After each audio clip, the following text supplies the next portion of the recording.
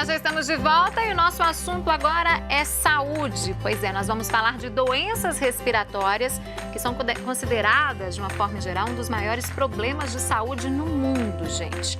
Além disso, centenas de milhões de pessoas de todas as idades sofrem com alguma dessas doenças e com alergias respiratórias também. Pois é, essas doenças respiratórias, elas são doenças crônicas das vias aéreas e grande parte pode ser evitada. Entre as mais comuns estão a asma, rinite alérgica e também a doença pulmonar obstrutiva crônica. E segundo dados da Organização Mundial de Saúde, em todo o mundo, pelo menos 2 bilhões de pessoas estão expostas à fumaça tóxica do combustível de biomassa normalmente queimado, né? Ineficientemente. Então, isso aí em fogões ou lareiras com ventilação insuficiente. E 1 bilhão de pessoas inalam poluentes do ar exterior e 1 bilhão estão expostas à fumaça do tabaco. Uma situação, então, muito propensa, né, para o desencadeamento de doenças respiratórias. E sobre este assunto, eu converso agora no programa com a pneumologista, doutora Ângela Pedrosa. Ângela, bom dia, seja bem-vinda aqui ao Manhã da Piedade. Obrigada, bom dia. Que bom que aceitou o nosso convite, porque é um assunto que desperta dúvidas aí de boa parte da população, né, doutora? É verdade. E a qualidade do ar, então, interfere diretamente na saúde das pessoas. Sim, interfere diretamente, porque, primeiramente, a nossa pele está em contato com o meio ambiente, mas, em segundo lugar, as nossas vias respiratórias, os nossos pulmões, eles têm 100 metros quadrados se a gente pegar o pulmão e esticar, tem 100 metros quadrados. Então, quando a gente respira, o contato com o meio ambiente, com o ar externo, é muito grande. Nós falamos que são doenças evitáveis, né? Doutora, quais as atitudes, então, no dia a dia as pessoas podem tomar para evitar o aparecimento, o surgimento desse tipo de doença? Bem, sempre cuidar do ambiente da casa, o que está ao nosso alcance. Sim. O ambiente da casa sempre limpo, livre de ácaro, de pelo de animais, evitando a fumaça do cigarro, que é uma fumaça muito tóxica para as crianças, para os idosos. Faz um mal enorme, né? Para quem fuma, está mais do que comprovado. E a gente tem muita campanha para abolição do cigarro, mas é difícil porque o Brasil ele tem um histórico muito grande, né, de tabagismo, de fabricação de cigarros. Então, é uma coisa muito enraizada no nosso meio.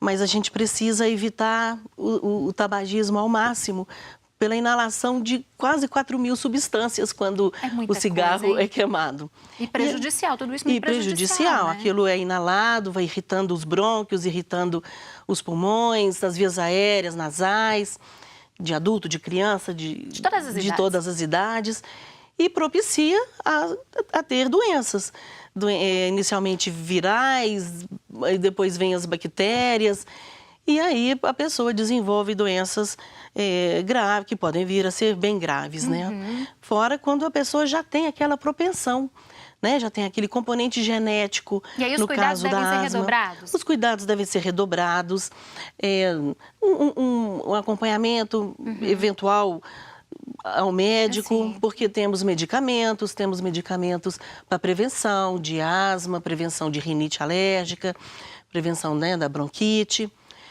E a prevenção do próprio, você falou, né, da doença pulmonar obstrutiva crônica, que é uma doença que vai envolver os pulmões e vai debilitar muito a pessoa. Então, a questão dessas doenças respiratórias, a genética também interfere? Interfere, interfere. Na rinite, na bronquite ou na asma, tem esse componente, às vezes uma avó que tinha uma asma, um tio. Então sempre tem os netos, os filhos que têm pais com problemas devem redobrar atenção e já procurar um especialista, né? Com certeza. Fazer uma prevenção. Com certeza. Agora, que tiver ao alcance. Ao alcance para ser feito, para ser feito. Cuidar bem da higiene da casa aí, tirar poeira, né? Isso. Pano úmido, né? Não pegar o espanador e só espalhar a poeira. Porque vai espalhar mais ainda. Muita gente gosta do espanador, mas vai fazer poeira ficar mais solta. Não, tem que ser um pano úmido para limpar, né? E não para espanar.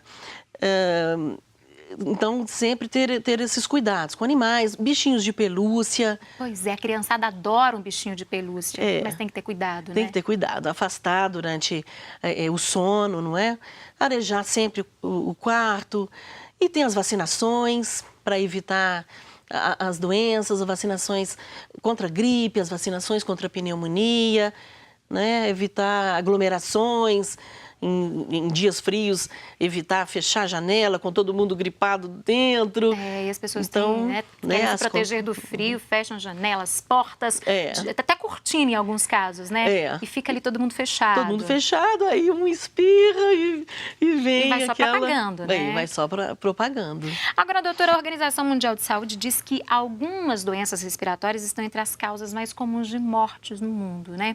Por quê? A gente pode falar que essas doenças são graves ou falta um cuidado especial da pessoa, o tratamento adequado?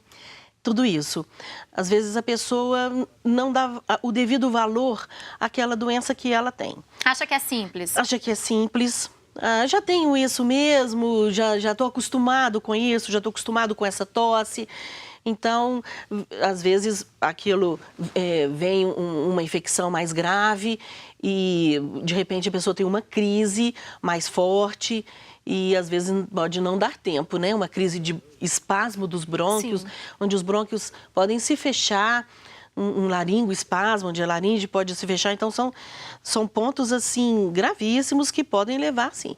Então, existe um tratamento, mas a pessoa tem que ficar antenada, né? A gente tem que prestar atenção no nosso corpo. O nosso corpo avisa um cansaço, uma tosse diferente. Sintoma anormal é motivo para procurar um médico.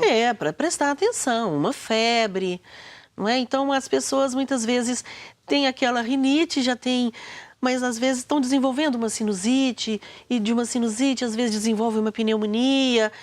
E tem que trabalhar. Às vezes se automedica em casa mesmo. Também, e por aí a automedicação. Isso é um risco, né?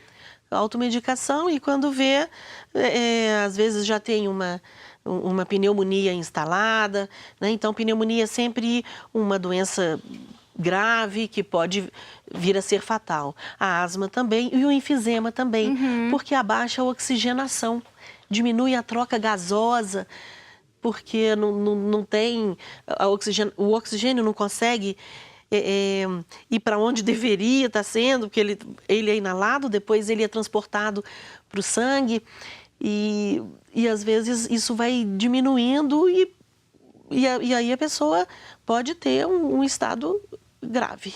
Idosos e crianças, nestes dois casos, né? Eu sei que abrangem os extremos, todas as idades, né? Mas as atenções devem ser mais especiais ainda nesses dois casos. O idoso, além de... Às vezes ele tem o problema respiratório, mas ele também é um cardiopata, já teve um infarto, ou tem diabetes, ou tem hipertensão arterial, ou tem um problema renal. Então, o idoso, e hoje em dia, a gente, graças a Deus, está tendo muita medicamento e muita profilaxia, muita prevenção. Então, a faixa etária está se estendendo até muito, 90, 100 anos, a expectativa de vida é cada vez maior, né? A expectativa é grande, mas a gente acumula doenças, né, degenerativas, normais da idade. Então, os idosos são perigosos nesse sentido por isso, porque eles têm comorbidades. Então, uma coisa desencadeia outra coisa e vai debilitando o paciente, né? Um problema renal, então, um diabetes. Então, o acompanhamento médico mais frequente, claro, mais indicado ainda nessa fase da idade, né? Isso. E eles, às vezes, não reclamam, eles não têm sede, não se hidratam, bem, né? Tá tudo bem, às vezes tem uma depressão. Então, eles é fácil deles se desidratarem, deles, assim, adoecerem. E as crianças, porque são muito sensíveis, né? São frágeis. Então, e aí os pais que têm que ficar atentos o tempo todo, né? Mas eu acho que as crianças... os pais cada vez mais têm mais consciência e os postos, mais informações, e os postos tem muito programa, muita atividade, então a televisão, então acho que isso ajuda muito, né, a população a se cuidar. Uhum. Agora, você citou algumas doenças aí, né, de trato respiratório, sinusite, rinite. Quais são as principais doenças respiratórias hoje que atingem os brasileiros? Exatamente a asma. Asma. Atinge 10% da população. A rinite alérgica. Também. E aí vem junto a otite, a amigdalite, faringite, então, e por fim a pneumonia, né? Que aí seria a alteração dos alvéolos, é uma doença aí mais grave. A asma atinge mais criança ou não tem essa separação? Ela pega uma faixa etária pequena, e muitas vezes a criança vai entrando na adolescência, ela deixa de ser asmática, se fortalece, passa a fazer esporte, mas em algum momento pode voltar. Uma pequena porcentagem das crianças que foram asmáticas, elas podem desenvolver asma na fase adulta. Mas existe a cura para asma ou não? Controle? Não, o controle. O controle. O controle. Doença, né?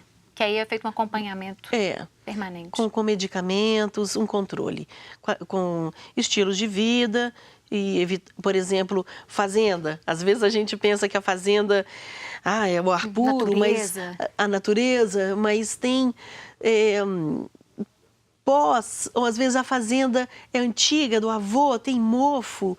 Então... Poeira acumulada também, poeira acumulada, né? Muito comum nesses ambientes. 200 anos, né? Então... Atenção redobrada para os papais aí. Né? Isso. Tá certo, doutora Ângela. Você continua conosco no próximo bloco. Vamos falar mais, porque tem muito assunto aí, muita coisa que gera dúvida nas pessoas, né? Sobre doenças respiratórias. Então, ela continua conosco. Vamos continuar esse bate-papo no próximo bloco. Eu quero convidar você que está em casa, no trabalho, né? Você que está nos acompanhando. Nós queremos ouvi-lo, viu? Então, mande sugestões de temas, mande comentários, esclareça dúvidas, o que vale é a sua participação. E é muito simples, gente, basta você entrar em contato conosco pelo WhatsApp, o nosso número é o 996428473, aparece aí para você na sua tela, viu? Olha só, e agora nós vamos dar um rápido intervalo e voltamos já no próximo bloco. Vamos continuar essa conversa com a doutora Ângela Pedrosa sobre doenças respiratórias.